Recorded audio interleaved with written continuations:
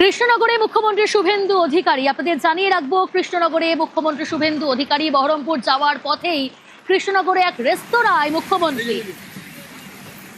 সমীর রয়েছে আমার সঙ্গে। সমীর, কৃষ্ণনগরে মুখ্যমন্ত্রী, একটি রেস্তোরাঁয় মুখ্যমন্ত্রী, কি জানা যাচ্ছে? দেখো প্রিয়াঙ্কা, আজকে মুর্শিদাবাদে মুখ্যমন্ত্রীর প্রশাসনিক বৈঠক এবং সভা রয়েছে এবং এই কারণেই কিন্তু আজকে বাই রোড তিনি মুর্শিদাবাদের উদ্দেশ্যে রওনা দেয় কলকাতা থেকে। এবং যখন কৃষ্ণনগরের জাতীয় সড়কের পাশে যে রেস্তোরাঁতে তিনি বিশ্রাম নেওয়ার জন্য ঢোকেন কিছুক্ষণের জন্য, এবং এখনো পর্যন্ত তিনি সেখানে রয়েছেন।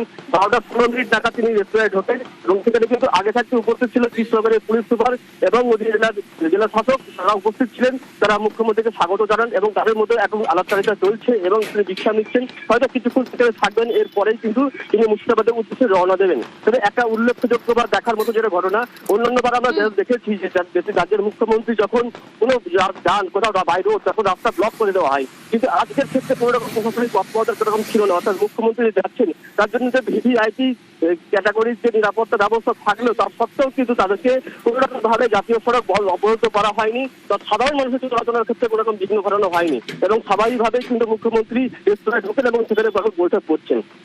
প্রিয়াঙ্কা, বেশ।